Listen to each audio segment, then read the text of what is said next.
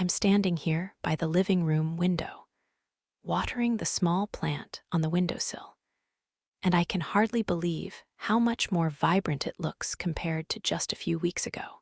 The leaves have this deep, healthy green color now, and there are actually new shoots appearing at the base. I remember when I first brought this little guy home, feeling fairly certain I'd manage to kill it within a month, the way I've done with so many plants over the years. But look at it now. The stems are sturdy, the leaves are reaching toward the morning light with what I can only describe as enthusiasm. There's something deeply satisfying about seeing a living thing respond so positively to consistent care. Just regular watering, making sure it gets enough light, occasionally rotating the pot so all sides get their turn toward the window. Simple attention that's made all the difference. You know, this reminds me of Sarah and her incredible transformation from someone who could kill a cactus to having this thriving little herb garden on her fire escape. She sent me photos last week of her basil plants, and honestly, they look like something you'd see in a gardening magazine. The leaves are full and glossy, and she's got enough growing that she's been making pesto and sharing it with neighbors. What's fascinating is how she describes talking to her plants now. Sarah, who used to approach any green living thing with trepidation, now has full conversations with her herbs about how they're feeling and what they might need. She says it helps her pay attention to subtle changes in their appearance, things she never would have noticed before. The morning light is streaming through this window in that perfect early summer way, golden and warm, but not yet harsh. My little plant seems to be drinking it in, leaves positioned to catch as much as possible. I can see Mrs. Chen through the window, already in her garden even though it's barely 8 in the morning. She's doing something with her climbing roses, probably deadheading or adjusting supports. Her garden is absolutely magnificent right now, peak early summer bloom everywhere you look. I keep meaning to ask her what her secret is, though I suspect it's not really a secret at all. Just years of careful observation, learning what each plant needs and when it needs it. Mrs. Chen has this way of moving through her garden that tells you she knows every plant personally, understands their individual requirements and personalities. Speaking of plant personalities, I have to smile thinking about Robert and his relationship with Bean, the office coffee plant. He sent me an update yesterday with photos documenting Bean's latest growth spurt. According to Robert, Bean has produced 3 new leaves in the past 2 weeks and is showing signs of what he calls confident vertical development. He measures the plant weekly and keeps detailed notes about watering, light exposure, and overall plant mood. Robert being Robert, he's researched coffee plant biology extensively and can tell you more than you ever wanted to know about the optimal growing conditions for Coffea arabica. But what's really sweet is how much the whole office has gotten invested in Bean's well-being. Apparently, colleagues bring plant care suggestions and check on Bean's progress during their coffee breaks. The plant has become this unofficial mascot that's brought people together in the most unexpected way. I adjust my little plant's position slightly, angling it toward the light that's now hitting the windowsill more directly. It's amazing how responsive plants are to these small adjustments in their environment. Just a few inches closer to optimal light can make such a difference in their growth and health. This whole nurturing thing has me thinking about Elena and how she's been managing her windowsill herb garden during the kitchen renovation. She's got this collection of small pots lined up on her bedroom window, growing the essential herbs she needs for cooking.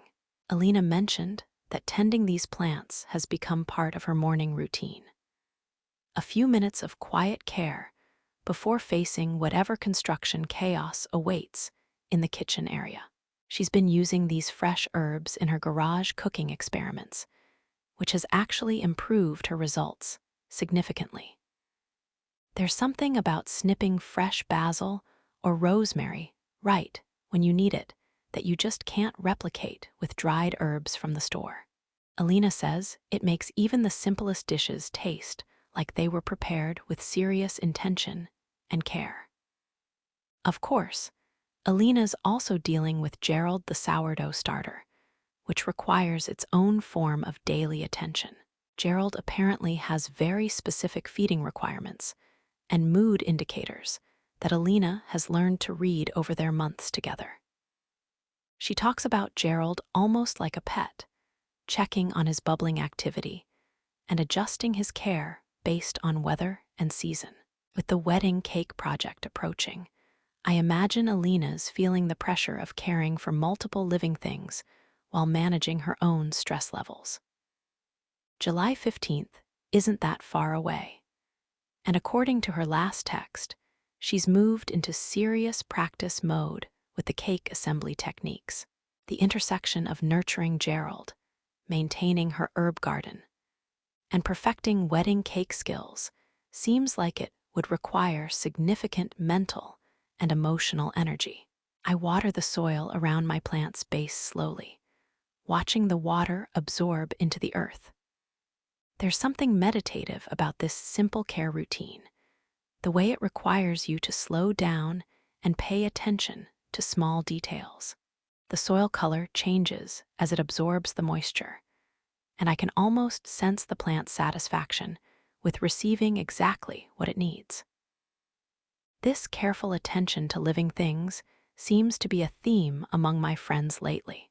Sarah with her herbs, Robert with bean, Elena with Gerald and her windowsill garden, even Mrs. Chen with her magnificent roses and vegetables. We're all engaged in these acts of daily nurturing that require consistency and attention, but give back something that feels deeply rewarding. I wonder if there's something about this season that encourages this kind of care.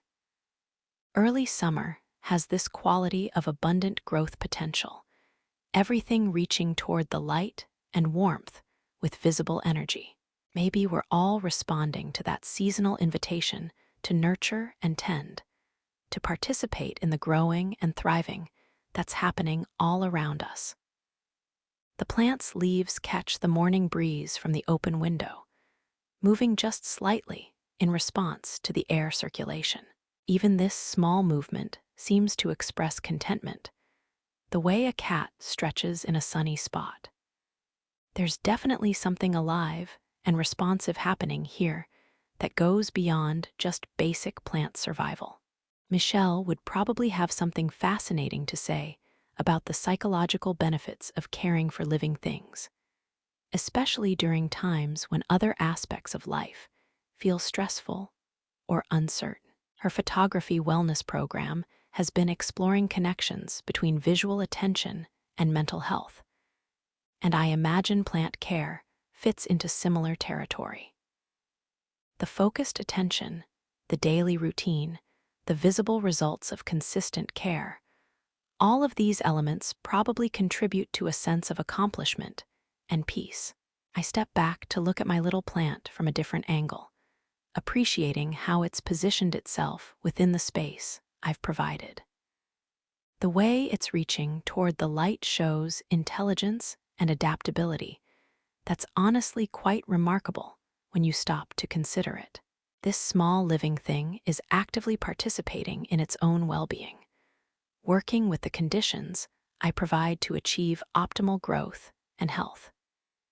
You know, I think there's something profound about these relationships we develop with the living things in our care. Whether it's plants, pets, gardens, or sourdough starters, these daily acts of nurturing create connections that ground us in routines of attention and care. They require us to notice small changes, to respond to needs, to participate in the ongoing process of growth and maintenance that sustains life. My coffee is getting cold while I've been thinking about all this, but somehow that doesn't matter as much as usual. The morning light continues its gentle journey across the windowsill. The plant continues its quiet work of growth and photosynthesis, and I continue my role as its caretaker and occasional companion in this shared space. The morning has settled into that comfortable rhythm where everything feels perfectly balanced between activity and rest. Benny completed his security patrol and returned to his favorite spot on the cool kitchen tiles, where he can supervise any potential food preparation while staying comfortable in the warmth. Muffin has claimed her traditional position on the arm of the reading chair, positioned for optimal observation of both indoor and outdoor activities. I'm thinking about growth and nurturing because everywhere I look, there's evidence of things thriving under careful attention. It's not just the plants, though they're the most visible example. All of my friends seem to be in phases of tending something meaningful, watching their efforts produce visible results. David's book club has been growing steadily, and according to his latest update, they're planning special themed meetings for the summer months. He's discovered this gift for bringing people together around shared interests, creating community through carefully planned gatherings that feel both structured and spontaneous. The group has become this lovely example of how nurturing connections between people can flourish with the same kind of consistent attention that plants require. What strikes me about David's approach is how he's created space for different personality types and reading preferences within the same group. Some members come for serious literary discussion. Others just want social connection around books. And somehow he manages to make everyone feel included and valued. That's its own form of nurturing, understanding what each person needs from the experience and creating conditions where everyone can thrive. I pour fresh coffee and settle into my reading chair, careful not to disturb Muffin's territorial claim on the armrest. She opens one eye to acknowledge my presence, then returns to her important work of monitoring the neighborhood through the window.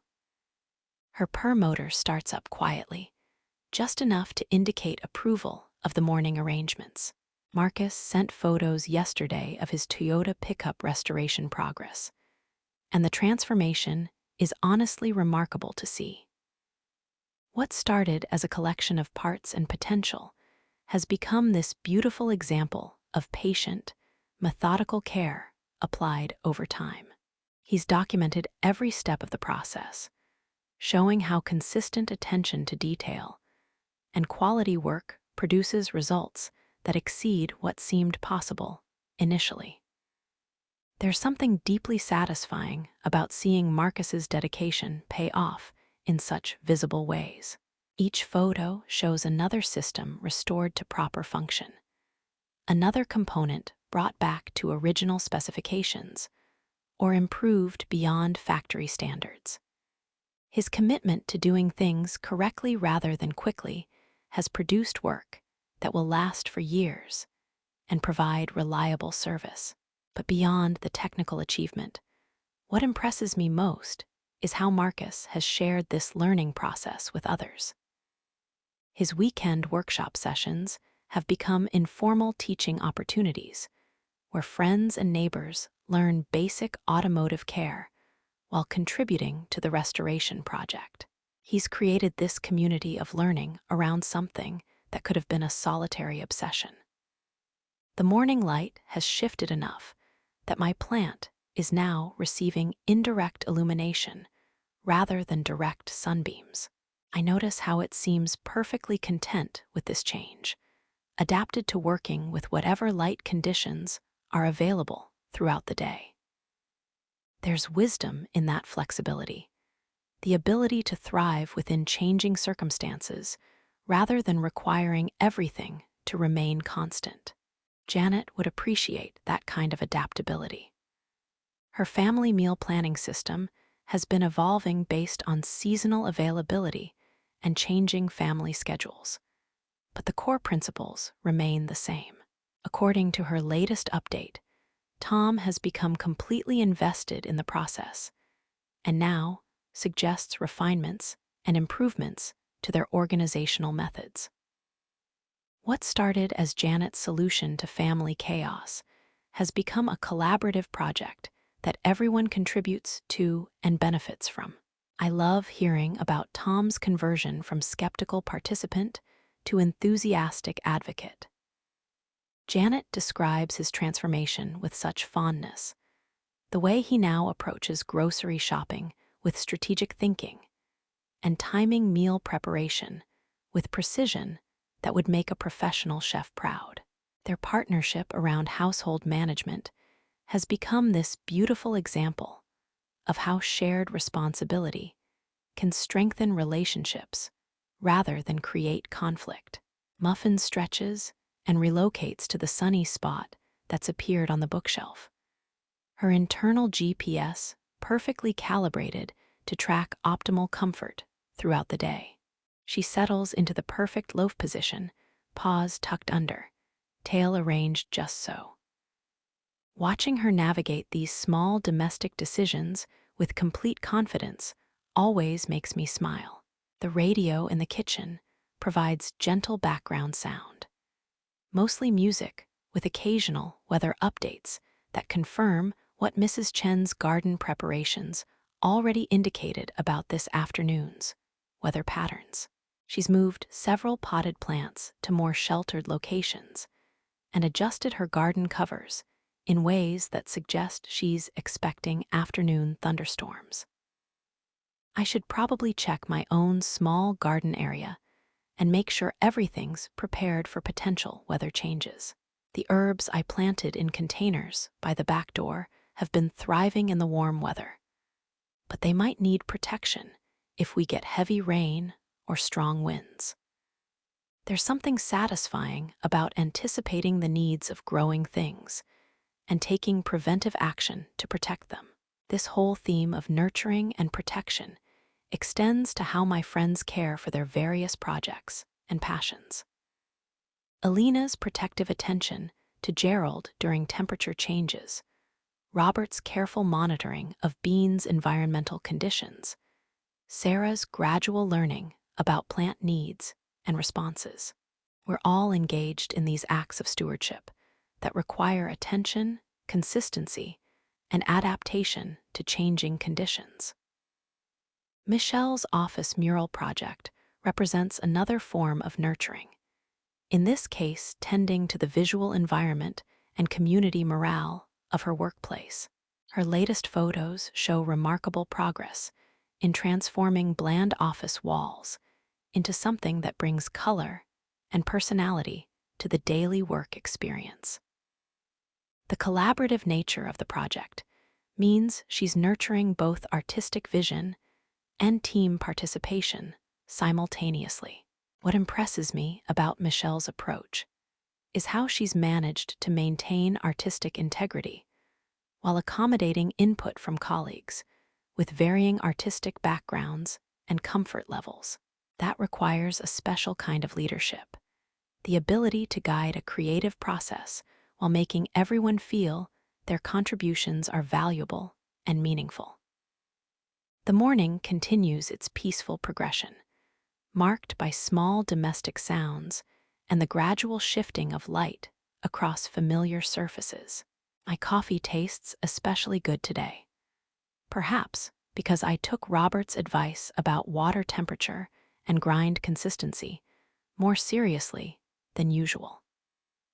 These small improvements in daily rituals accumulate into something that feels like increased appreciation for ordinary pleasures. I'm grateful for friends who share their knowledge and enthusiasm